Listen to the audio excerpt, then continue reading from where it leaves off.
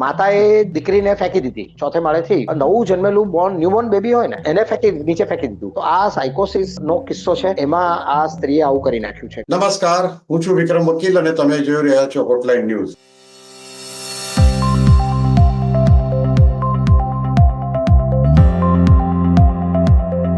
આજે સવારે અખબાર જોતો હતો ત્યારે એક જ પ્રકારના 2 થી 3 સમાચાર જોયા અને બહુ આંચકો લાગ્યો. ખરેખર એવી દુઃખદ ઘટના કે જે બની ગઈ છે. એક તો બિલ્લીમોરામાં પહેલી ઘટના બની, કેટલાક અખબારોમાં આનું રિપોર્ટિંગ છે. એ પ્રમાણે સુનીતા શર્મા નામની માતાએ પોતાના 2 સગા પુત્રો, એકની ઉંમર લગભગ 7 વર્ષ અને બીજાની 4 વર્ષ, એમને રાત્રે હત્યા કરી નાખી અને ત્યાર પછી એના સસરાની હત્યા કરવા માટે એની છાતી પર બેસી ગઈ. ત્યારે સસરાની ઊંઘ ઉડી ગઈ અને ધક્કો મારીને એને પછાડી રાખી અને બહાર પડોશીઓને બોલાવ્યા. પડોશીઓએ પોલીસને બોલાવી અને આ મહિલાને, જ્યારે પોલીસ આવી ત્યારે મહિલા દરવાજો અંદરથી ખોલતી નહોતી. દરવાજો તોડીને પોલીસ ગઈ ત્યારે એના 2 દીકરાઓ મરેલા પડ્યા હતા અને આ બેસીને કંઈક દીવો કરીને કંઈક પૂજાપાઠ જેવું કરી રહી હતી અને વાળ ખુલ્લા હતા. પછી જ્યારે પોલીસે એને પકડી અને એના ઇન્ટરોગેશન ચાલુ કર્યું ત્યારે એને એમ કહ્યું કે એના પતિ હોસ્પિટલમાં એડમિટ હતા. સાસુ એમના પતિ સાથે રોકાયા હતા અને રાત્રે એને સપનામાં બિલાડી રડતી સંભળાઈ, કૂતરો રડતો સંભળાયો અને કાગડાએ એમ કહ્યું કે પિતૃના મોક્ષ માટે ત્યારે આ બંને દીકરાઓનું બલિદાન આપવું પડશે, એટલે હું એ લોકોને એમનું બલિદાન આપવા માટે એમની હત્યા કરી છે. આ કિસ્સોની સાથે રાજકોટનો એક કિસ્સો પણ આજે પબ્લિશ થયો છે બધા અખબારમાં. એમાં એવી વાત છે કે એક મહિલાએ એના 2 દીકરીઓને મારી નાખી કારણ કે એને દીકરો થતો નહોતો અને 2 દીકરી જ હતી અને પોતે સુસાઇડ કર્યો. હવે આજે આપણે આ બંને સમાચાર ખૂબ જ આઘાતજનક અને દુઃખદ છે. આ બાબતે સામાજિક રીતે પણ આપણે ચિંતન કરવાની જરૂર છે અને સાયકાટ્રીની રીતે પણ જાણવા જરૂરી છે. આ પ્રકારની કિસ્સા વારંવાર બનતા રહે છે, પણ આ તો ગઈકાલે એક જ દિવસમાં આટલી આઘાતજનક 2 કિસ્સા બન્યા. આ બાબતે આજે આપણી સાથે વધુ ચર્ચા કરશે જાણીતા સાયકાટ્રિસ્ટ ડોક્ટર મુકુલ ચોકસી. મુકુલભાઈ, આપનું સ્વાગત છે. નમસ્તે. નમસ્તે વિક્રમભાઈ. મુકુલભાઈ, આજે મેં જે તમને વાત કહી, પહેલા તો આપણે એ કિસ્સાની થોડી ચર્ચા કરી. બિલ્લીમોરાની જે મહિલાએ, અનિતા શર્મા કરીને જે મહિલા હતી, એને બિચારો હસબન્ડ એનો સુથારી કામ કરતો હતો અને પોતાના સગા દીકરાને મારવાની તો બાજુ રહી, પણ જે માતા હોય છે તે એના દીકરા જયારે 100 હોય તો એ ચિંતિત થઈ જાય છે બાળકો માટે.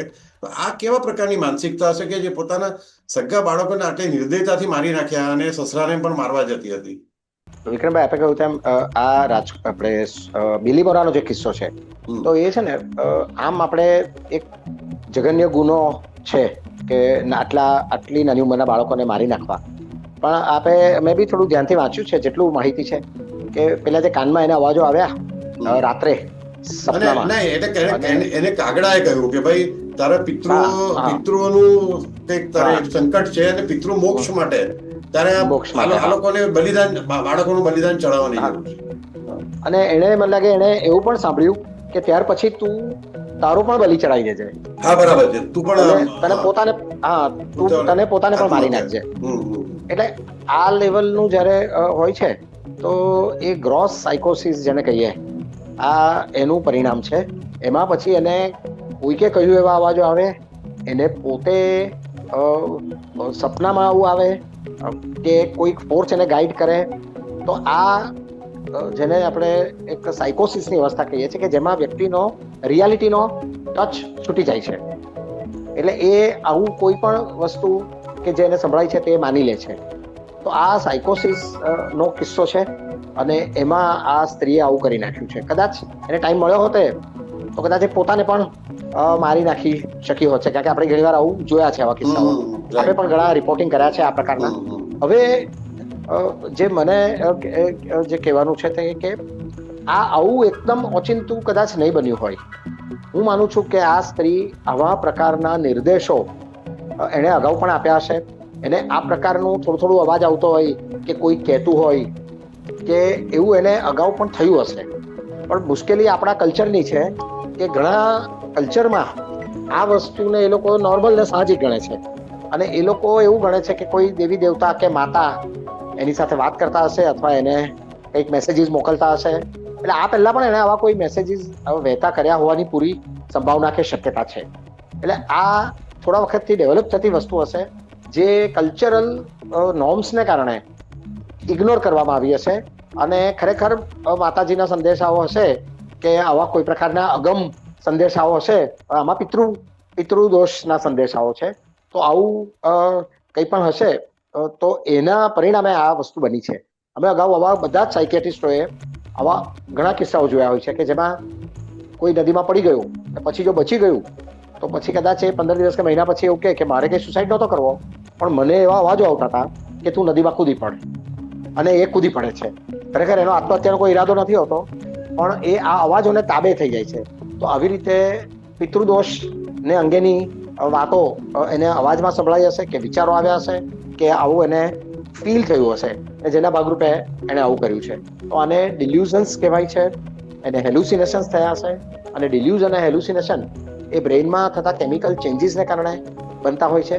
અને આ બંને વસ્તુ દવાથી પ્યોરલી અટકાવી શકાય એવી હોય છે, પ્રોવાઇડેડ કે ફેમિલી મેમ્બર જો આવા ડિલ્યુઝનલ કે હેલ્યુસિનેશન કરતી વ્યક્તિને જો પ્રોપરલી સમજે અને એનો મનોપચાર કરાવે તો આ વસ્તુ સોલ્વ થઈ જાય. એટલે પહેલું એને આઈડેન્ટિફાય કરવાનું, અને બીજું કલ્ચરલ બિલીફ ગમે તે હોય એ લોકો થોડુંક સમજદારી દાખવીને અથવા કોઈકને પૂછ્યું હોત, કદાચ કોઈ ડૉક્ટરને કે કદાચ કોઈકને પૂછ્યું હોત તો કોઈકે જણાવ્યું હોત કે ભાઈ આ વસ્તુ એક ભ્રમણા છે, એક ચિત્તભ્રમની અવસ્થા છે, ઊંઘમાં થાય, સપનામાં થાય, જાગૃત અવસ્થામાં થાય, ગમે તેને નામે થાય, ગમે ત્યારે થાય, અને ગમે તેટલી ઇન્ટેન્સ થઈ શકે, કે જેના ઉપર એ એટલું ફોર્સફુલ હોય ને એ વ્યક્તિએ એની પર એક્ટ કરવું જ પડે.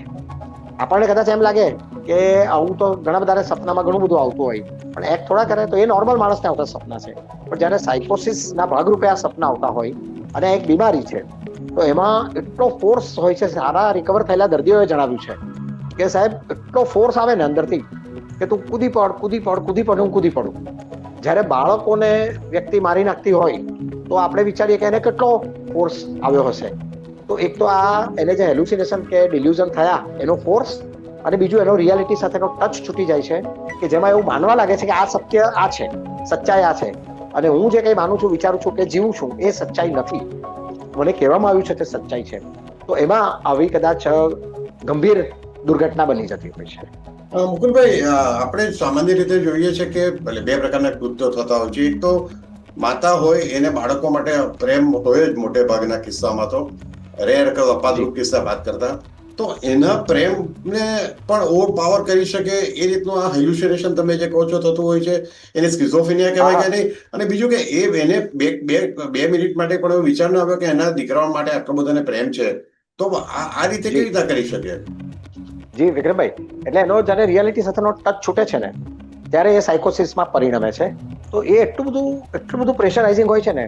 હું તમને એક બે એક્ઝામ્પલ આપું કે વર્ષો પહેલા આપણે સિવિલ હોસ્પિટલમાં પણ ઘટના બની હતી કે 4થે માળેથી નવું જન્મેલું ન્યૂબોર્ન બેબી હોય ને એને નીચે ફેંકી દીધું, કારણ કે એને એવા સિવિયર હેલ્યુસિનેશન થયા કે તું એને ફેંકી દે, કે તારાથી આ મોટું નહીં થાય, ઉછરે નહીં. અમને દરેક સાયકેટ્રિસ્ટને લાઈફમાં એવા 2-4 કિસ્સા તો હોય જ કે પોસ્ટપાર્ટમ સાયકોસિસ જેને કહેવાય છે, એ ડિલિવરી પછીની સાયકોસિસ, તો જેની અંદર માતા સિરિયસલી એવું માને કે આ બચ્ચું ભારરૂપ છે.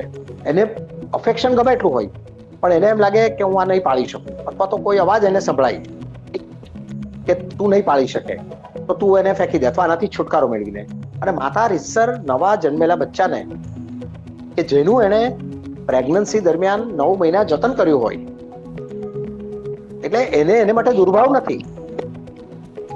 એ આવી કોઈ વિડંબનામાં આવીને કે જે વાતને એ સાચી માને છે, એટલે એનું પ્રેશર એટલું હોય ને કે માતાનો પ્રેમ પણ એની આગળ કંઈ નથી, કારણ કે એની રિયાલિટી જ બદલાઈ ગયેલી છે. એ કોઈ અલગ જ વર્લ્ડમાં એટલા સમય દરમિયાન એ કોઈ અલગ દુનિયામાં પહોંચી જાય છે. સાયકોસિસ આ જ વસ્તુ છે કે માઇન્ડનું આખું ફ્રેગમેન્ટેશન થઈ જાય છે અને માઇન્ડ ટોટલી પોતાના કંટ્રોલ બહાર ચાલ્યું જાય છે. પોતે શું વિચારે છે, સાયકોસિસનો અર્થ જ છે કે તમે વિચારો, તમે અનુભવ કરો અને તમે વર્તન કરો. આ ત્રણ વચ્ચે મોટું ડિસોસિએશન હોય છે. એટલે માણસ અંદરથી ક્રોધ ફીલ કરતો હોય ને, સાયકોસિસ વાળો માણસ, તો એ ઉપરથી તમને હસતો દેખાય, એટલે હસતો હોય પણ અંદરથી સખત ક્રોધ હોય, અને અનુભૂતિ અલગ હોય, વિચાર અલગ હોય અને વર્તન અલગ હોય. તો આ ડિસોસિએશન જ આપણે સાયકોસિસ કહીએ છીએ. સ્કિઝોફ્રેનિયા છે એ સાયકોસિસનો એક પ્રકાર છે. એવી ઘણા બધા પ્રકારની સાયકોસિસ છે, જેમાં schizophrenia, acute સાયકોસિસ, સ્કિઝોફ્રેની form સાયકોસિસ, એટિપિકલ સાયકોસિસ, organic સાયકોસિસ, manic સાયકોસિસ, એમ સાયકોસિસ અનેક પ્રકારની હોય છે. એમાં સ્કિઝોફ્રેનિયાનો એ સાયકોસિસનો એક પ્રકાર છે. એટલે આ કોઈક એક સાયકોસિસ હશે કે જેમાં એને રાત્રે એને સંભળાતા અવાજો કે એને થયેલા અનુભવો અને આધારે એને કોઈ ખોટો દુર્ઘટનાજન્ય વિચાર અને વર્તન કરી નાખ્યું. હવે મુકુલભાઈ, આ સુનીતા શર્માએ જે આ કૃત્ય કર્યું એ પહેલા પણ એને કોઈ વખત આવા વિચાર આવ્યા છે કરવાના કે એવું કોઈક ઘટના બની હશે? આપણે જાણતા નથી કારણ કે આપણી પાસે માહિતી નથી, પણ એવું કર્યાઓની સંભાવના ખરી. અને જો એવું કર્યું હોય તો આપણે જો કે સામાજિક આ તો પ્રશ્ન છે કે આપણે ત્યાં હજુ માનસિક બીમારી માટે અવેરનેસ જરાય નથી આવી. ભલે સરકાર ગમે એટલા પ્રયત્ન કરે છે કે કહેતી હોય કે, અને માનસિક બીમારી બીજી શારીરિક બીમારી કેન્સર કે ટીબી જેવી જ છે, પણ એ આપણે ત્યાં કોઈને જાણતું નથી કે એની પર ટ્રીટમેન્ટ કરાવવી જોઈએ. અને આ કદાચ હેરિડિટરી પણ હોય છે કે આપણને ખબર નથી કે એના ફેમિલીમાં કોઈને આવતું કે નહીં. પરંતુ આ એક બીજો એક પ્રશ્ન નથી ઉભો કરતા આ કિસ્સા પછી કે ભાઈ આ પ્રકારના, આ તો બિચારું ગરીબ ફેમિલી હતું, પણ આપણે જોઈએ છે કે ઘણા ઉચ્ચ ભણેલા ગણેલા હોય કે આર્થિક રીતે સમૃદ્ધ કુટુંબમાં પણ આવા કિસ્સા હોય છે. એ લોકો પણ અવેર નથી હોતા એટલું બધું. એ લોકો પણ માની લે છે કે ભાઈ ફલાણી દીકરી સ્ત્રીને કે પુરુષને એના શરીરમાં બાબાજી આવે છે, માતાજી આવે છે, એને ધૂણે છે. તો આનો લાંબા ગાળાનો ઉપાય કયો, શું સામાજિક રીતે પણ? જી, આપ કહો છો તે એકદમ યોગ્ય છે કે સંપન્ન કુટુંબમાં પણ આવું થતું હોય છે. એ લોકો ખાલી કલ્ચરલ બિલીફ નથી હોતી એ લોકોમાં, પણ આવા વિચારો તો આ બીમારીમાં આવી જ શકે. તો આનો સામાજિક ઉપાય એ છે કે આની અવેરનેસ બહુ મોટે પાયે પ્રસરવી જોઈએ.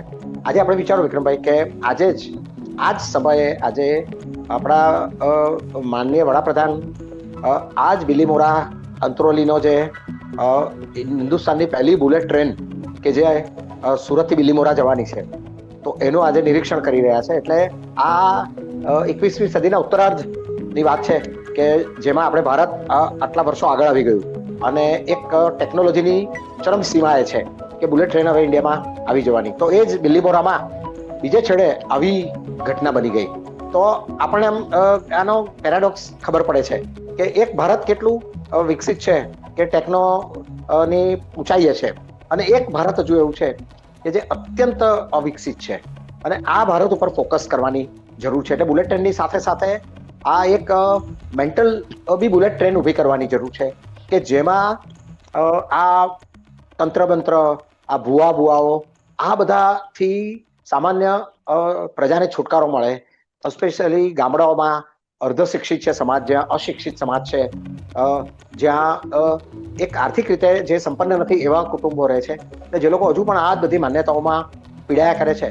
તો એવા સમાજોમાં જઈને આમાં અત્યારે કેવું છે કે સિટીમાં અવેરનેસ છે. આજે જે જેન ઝી છે, અર્બન જેન ઝી છે, તો એ લોકો તો માનસિક બીમારીઓને બહુ કેઝ્યુઅલી લે છે અને એ લોકો એન્ઝાયટી, ડિપ્રેશન, તણાવ, સ્લીપ ડિસ્ટર્બન્સ, ઇન્સોમનિયા, સ્ટ્રેસ આ બધાથી માહિતગાર છે અને એ જરૂર કરતાં વધારે માહિતગાર છે. તો એ સેગમેન્ટ કાઢી નાખો. એ સમાજનો ખાલી 10%-15% સેગમેન્ટ છે, પણ જે મોટો સેગમેન્ટ છે જે ગામડાઓમાં છે એમાં જઈને સરકારે બહુ મોટી કામગીરી કરવાની જરૂર છે. આપણે દક્ષિણ ગુજરાતની વાત કરીએ વિક્રમભાઈ, તો આપણે ત્યાં એક મેન્ટલ હોસ્પિટલ કાયદેસર હોવી જોઈએ. આજે એક સૌરાષ્ટ્રમાં મેન્ટલ હોસ્પિટલ છે જામનગરમાં, એક મેન્ટલ હોસ્પિટલ ભુજમાં છે, એક ઉત્તર ગુજરાતમાં અમદાવાદમાં છે, મધ્ય ગુજરાતમાં વડોદરામાં છે. સાઉથ ગુજરાતમાં એક ગવર્મેન્ટ મેન્ટલ હોસ્પિટલ, એટલે આ સિવિલ હોસ્પિટલના મેન્ટલ વોર્ડ નહીં, આખી મેન્ટલ હોસ્પિટલ કે જે દક્ષિણ ગુજરાતની પોતાની હોવી જોઈએ, એ આપણે અહીંયા નથી થઈ. તો આવું મોટું ફોકલ હોય, એક ફોકસ હોય કે આવી મોટી એક સંસ્થા જેવું હોય અહીંયા, તો અનેક હેલ્થકેર પ્રોફેશનલ બહાર પડે છે હવે, તો એ લોકોનો ગામડાઓમાં ઉપયોગ કરવો જોઈએ. એટલે આ માત્ર મેન્ટલ હેલ્થકેર પ્રોફેશનલ્સ આ નહીં કરી શકે.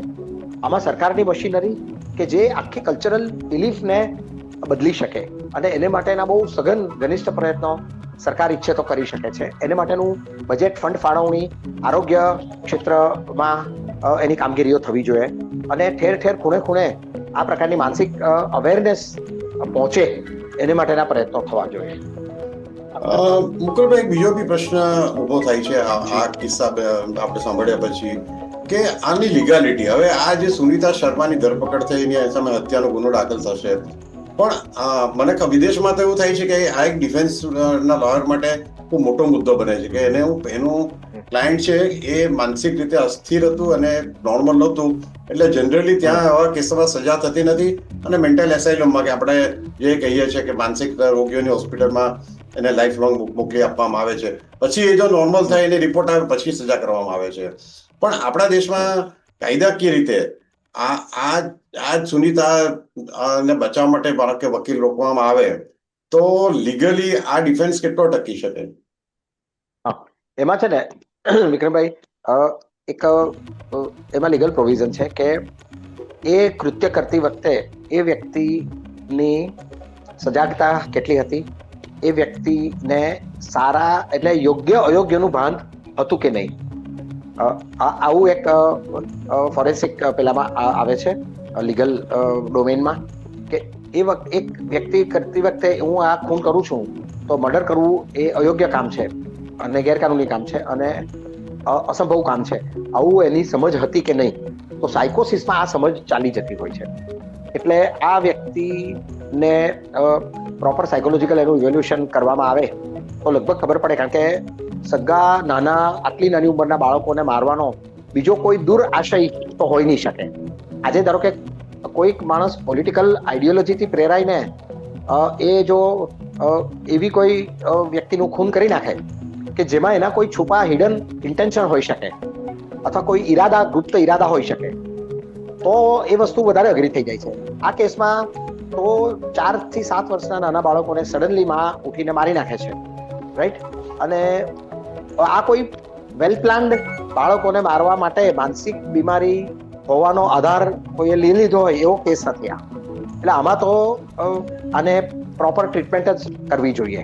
આ કિસ્સામાં આ સજાપાત્ર વસ્તુ નથી બનતી મારી સમજ પ્રમાણે. એટલે આમ આવા કોઈ બી મર્ડર હોય છે કે જેમાં માનસિક બીમારીની સંભાવના હોય એવામાં ફાઇનલી આ 3 વસ્તુ એમાં હોઈ શકે. કાં તો સજા હોઈ શકે, ક્યાં તો ટ્રીટમેન્ટ હોઈ શકે, ક્યાં તો સજા અને ટ્રીટમેન્ટ બંને હોઈ શકે. તો આ મારા હિસાબે ટ્રીટમેન્ટ પાત્ર ગુનો બને છે પરંતુ એ ટ્રીટમેન્ટ પાત્ર છે. કદાચ એને એસાઇલમમાં અથવા તો બહાર એની સારવાર થાય તો કદાચ આ વ્યક્તિને આમાંથી એ કરી શકાય ને નોર્મલ થાય પછી કાયદો એને સજા અપાવી શકે છે, કારણ કે ગુનો તો સજાપાત્ર જ છે. 2 નાના બાળકોનું મર્ડર એટલે બહુ મોટું કહેવાય, પણ એનો કોઈ દુરાશય, એનો ખરાબ આશય હોવાની સંભાવના આમાં આ કિસ્સામાં જાણતી નથી. છતાં અમે એક એવો કિસ્સો જોયો છે વિક્રમભાઈ કે જેમાં માતા પોતાની પુત્રીને ઇનક્યોરેબલ બીમારી હતી ઘણા વર્ષોથી, મંદ બુદ્ધિ સાથે એપિલેપ્સી. આપણે વાંચ્યો જ હશે હમણાં અઠવાડિયા 10-15 દિવસ પહેલાનો કિસ્સો છે. તો માતાએ દીકરીને ફેંકી દીધી, નદીમાં ફેંકી દીધી અને દીકરી ગુજરી ગઈ. હવે પછી તપાસમાં ખુલ્યું કે આ માતા એની સારવારથી કંટાળી ગઈ હતી અને એનાથી સ્ટ્રેસમાં આવીને કંટાળીને તો આ વસ્તુ સજાપાત્ર બને છે, કારણ કે માતા પોતાની જવાબદારીમાંથી છટકી જઈ રહી છે કે ભાઈ દીકરી ભગવાને આપી છે, ગમે તેવી આપી હોય, પણ એને એની સારવાર શુશ્રૂષા કરવી. આજે બીજી કેટલી બધી હજારો માતાઓને આપણે જોઈએ છે કે જે મંદબુદ્ધિની બાળકીઓને 25, 30, 40 વર્ષની મોટી કરે છે. આખો દિવસ એની પોતાની તમામ જિંદગી માતા પિતા એમાં હોવી દે છે, કારણ કે પોતાનું વાલું સંતાન છે. ભગવાને ખોળ કાપણ વાળું આપ્યું છે, તેમ છતાંય પોતાનું સંતાન તો પોતાને વાલું હોય જ. એ જવાબદારીમાંથી છટકવા માટે એણે આ રીતે એણે મર્ડર કરી નાખ્યું. તો આ વસ્તુ સજાપાત્ર બને છે. એટલે આ મારા હિસાબે કાયદાની કલમો તો છે જ કે એને સજાપાત્ર કે સારવાર પાત્ર એ બે ડિફરન્શિએટ કરવું એ ના કાયદાના પ્રોવિઝન તો છે જ. પણ હું માનું છું કે આ વકીલો અને જજ ના ડોમેઇનમાં આવે છે કે તેઓ નક્કી કરે કે જ્યુડિશરી નક્કી કરે કે આ સારવાર પાત્ર છે ગુનો કે સજા પાત્ર છે. મુકુલભાઈ, બીજો એક પ્રશ્ન છે કે આ જે બેન છે સુનિતા શર્મા, જેણે હત્યા કરી છે 2 બાળકોની, એને આ હત્યાના 12 કલાક વીતી જાય કે 8 કલાક વીતી જાય કે એક દિવસ વીતી જાય પછી એને રિયલાઇઝ થયું હશે કે એને આ ખોટું કર્યું છે કે હજુ પણ એના મનમાં કોઈ ગિલ્ટની ભાવના નહીં હોય? હું માનું છું કે સાયકોસિસ હોય ને તો કદાચ તત્કાલ એને ગિલ્ટ પણ નહીં થયું હોય, હજુ પણ કદાચ આ જ અવસ્થામાં હોય એવી પૂરી શક્યતા છે. કારણ કે આપણે માની લઈએ છીએ અત્યારે એક પ્રિમાઇસ પર કે એને બાળકો માટે દુર્ભાવ હોવાનું બીજું કોઈ કારણ દેખીતું આપણને ખબર નથી. એટલે આપણે માની લઈએ કે કદાચ એ સ્ત્રી હજુ પણ આવી જ સિચ્યુએશનમાં હોઈ શકે, એને કદાચ રિયલાઇઝ ન થયું હોય અને થતા વાર પણ લાગે કદાચ. લાંબા ગાળે થાય ખરું આવા કિસ્સામાં રિયલાઇઝ કે લાંબા ગાળે પણ નહીં થાય? જો એની ટ્રીટમેન્ટ કરાવીએ, કારણ કે ઘણા બધા સાયકોસિસમાં રિકવર થયા પછી આ દર્દીને એટલે મેન્ટલી તો એ લેડી પોતે હજુ જસ્ટિફાઈ જ કરતી હશે કોઈ પણ રીતે જે એને કૃત્ય કર્યું એને, જે હત્યા કરી એને. એકચ્યુઅલી એ જસ્ટિફિકેશન બી છે ને સાયકોટિક જસ્ટિફિકેશન હોય, એટલે એ પોતાની સિસ્ટમમાં રહીને જ એને જસ્ટિફાઈ કરે. એટલે હજુ પણ કદાચ એવું વિચારતી હોય કે પણ મારા પિતૃ દોષનું શું, કે પિતૃઓના આગ્રહ હુકમનું શું, અને હજુ મને તો મારી નાખવાની બાકી જ છે. કદાચ આવી જ વાતો કરતી હોય એવું પણ પૂરી સંભાવના છે. જી મુકુટભાઈ, હવે આપણે રાજકોટનો કિસ્સો થોડો અલગ છે આના કરતા. એમાં અમને લાગે છે કે માનસિકતા તો ખરી જ તમે કહો છો એવી આમાં હોઈ શકે, કારણ કે આ પણ એક પ્રકારનું માનસિક રોગ જ કહેવાય કે બે દીકરી હતી અને દીકરો નહીં થયો. એને એમાં હતાશ થઈને એને બંને દીકરીઓને મારી નાખી અને પોતે આપઘાત કરી લીધો. તો આવા કિસ્સા આ પહેલો નથી અને આ ભવિષ્યમાં પણ આવા બનતા રહેવાના છે. તો આ આપણા સમાજમાં દીકરી હોવો અને દીકરો તો હોવો જ જોઈએ. ઘણા 6-7 દીકરી થયા છતાં બી રામાં બાળકો પેદા કરતા રહે છે. તો આ કિસ્સો સામાજિક સમસ્યા વધારે લાગે છે માનસિક કરતા, રાજકોટનો જે કિસ્સો છે? ના, આ માનસિક સમસ્યા છે પણ જેના મૂળ સામાજિક વલણોમાં રહેલા છે. આજે કદાચ આપણે જે સોસાયટીમાં આપણે રહીએ છીએ કે જે સોસાયટીમાં દીકરી હોવી એ કોઈ ગુનો નથી અથવા દીકરી હોવી એ કઈ અધૂરપ નથી, બરાબર? હું જે સોસાયટીમાં રહું છું તો એમાં દીકરી હોય, અમારા ડોક્ટરો ગ્રુપમાં 6 ડોક્ટર એવા છે કે દરેક એક જ દીકરી છે કે મેક્સિમમ 2 દીકરીઓ છે. તો અમારા કલ્ચરમાં એમાં કઈ વાંધો નથી. આપ પણ એ કલ્ચરમાંથી છો કે જેમાં દીકરી હોવી એ કોઈ ખરાબ વાત નથી અને કોઈ એનું ખરાબ બોલતા પણ નથી. એટલે આપણને તો એવા વિચાર ન જ આવે. આ કદાચ એ કલ્ચરમાંથી છે આ બેન કે જેમાં મા બાપનો ટોણો, સાસુ સસરાના ટોણા, નણંદ ભાભીના ટોણા, આવું બધું કદાચ એને મળ્યા કરતું હોય સતત, તો એનું માઇન્ડ આવું વિચારવા પ્રેરાય હોય. પણ તેમ છતાં આવા ટોણા પણ તો ઘણાને પડતા હોય છે. તો એ બધા કઈ દીકરીઓને મારી નથી નાખતા. એ લોકો દીકરા લાવવા માટે બહુ બધી મહેનત કરે છે અને એ લોકો લાખો રૂપિયા ખર્ચે છે ને તાંત્રિકો પાસે જાય છે ને હોમ હવન કરાવે છે ને તાવીજ ને દોરા ધાગા ને શું નહીં. એ લોકો IVF થી માંડીને બધું જ કરાવે છે. પણ દીકરીઓને મારી નાખવી એ એક માનસિક બીમાર ક્ષેત્રમાં ચાલ્યું જાય છે. હું નથી માનતો કે દીકરીઓને પ્રેમ નહીં કરતી હોય, પણ એક માનસિક બીમારી કે જેમાં દીકરીઓ એને બર્ડન લાગવા માંડે અને એને એમ થાય કે આ બે છે તો જ મારે આ સાંભળવાનું આવ્યું ને. એટલે આવું કરીને એક પ્રકારનું એક દુઃખ ભર્યું ખુન્નસ એને આવી ગયું હોય તો એક પણ માનસિક બીમારીનું સિમ્પટમ છે. એટલે એવું બને કદાચ કે એ વ્યક્તિ પોતે જ સુસાઇડ કર્યો છે એને, રાઈટ? તો આને આવા સુસાઇડને એક્સટેન્ડેડ સુસાઇડ કહેવાય છે. એટલે કે એ દીકરીઓને મારે છે ને તો એ દીકરીઓને પોતાના જીવનો ભાગ જ ગણતી હોય છે. એટલે એને મર્ડર ગણતી જ નથી. એમ માને કે દીકરીઓ મારી પર ડિપેન્ડન્ટ છે એટલે હું મરું છું ને દીકરીઓને મારું છું. તો એ સમગ્ર એક યુનિટ જ છે. એ દીકરીઓને પોતાના જીવથી અલગ નથી ગણતી. જેમ ગર્ભ હોય છે તો ગર્ભ એ સ્ત્રીનો જીવનનો ભાગ છે. હવે આ ગર્ભની બહાર છે આ, પણ એને પોતાના જીવનો જ એક ભાગ લાગતો હોવાથી આને મર્ડર વિથ સુસાઇડ કરતા સાયકોલોજી એને એક્સટેન્ડેડ સુસાઇડ ગણે છે. કાયદાની ભાષામાં આ મર્ડર વિથ સુસાઇડ છે આ, પણ સાયકોલોજીની ભાષામાં આ એક્સટેન્ડેડ અથવા તો વિસ્તૃત પ્રકારનો આત્મહત્યા છે. પણ એ માનસિક બીમારીની જ પ્રોડક્ટ છે અને એ પણ જો દવા કરીએ તો સાજી થઈ જાય. કલ્ચરલ બિલીફ આપણે નહીં બદલી શકીએ દવાથી, પણ દવાથી આ પીડિત વ્યક્તિની પીડા ઓછી થાય તો કદાચ આવા ઘાસલી કૃત્ય કરવાનું એ બંધ કરી દે. જી મુકુલભાઈ, હવે છેલ્લો સવાલ કે આ પ્રકારના જે કિસ્સાઓ બને છે એમાં કોઈક ખાસ જાતિ કે ખાસ પ્રદેશ ની વ્યક્તિઓમાં આવા સમસ્યા વધારે હોય એવું દેખાય છે કે એ જનરલાઇઝ એવું નથી હોતું? ના, એટલે જાતિ એટલે હું કોમ પર નહીં હોય, પણ એનો જે એટલે કે જે જીન્સમાં હોય, આપણે કે વિચાર નહીં, વૈચારિક રીતે જેને જે એડવાન્સ નથી, ઓછી સમજ ધરાવે છે, ઓછા શિક્ષિત છે અને એ લોકોને આ વસ્તુમાંથી બહાર નીકળી શકાય આ મેન્ટાલિટીમાંથી એવી જેને સમજ નથી, એ પ્રકારના લોકોમાં થાય. અને કલ્ચરલ બિલીફ સાથે બહુ સ્ટ્રોંગલી જોડાયેલા છે આ બંને કિસ્સાઓ.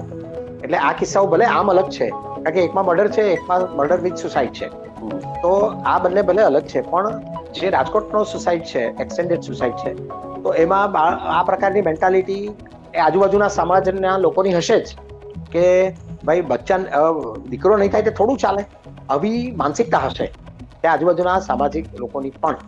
જ્યારે આ ટ્રાઇબલ જે બિલીમોરામાં જે થયું, તો એમાં આ પ્રકારના સંદેશાઓ આવે, ભૂત પ્રેત, પિતૃઓ, ગુજરી ગયેલા લોકો સપનામાં આવે, વિચારોમાં આવે, બોલે, વાતો કરે, આ પ્રકારની માન્યતાઓ હશે જે સમાજમાં.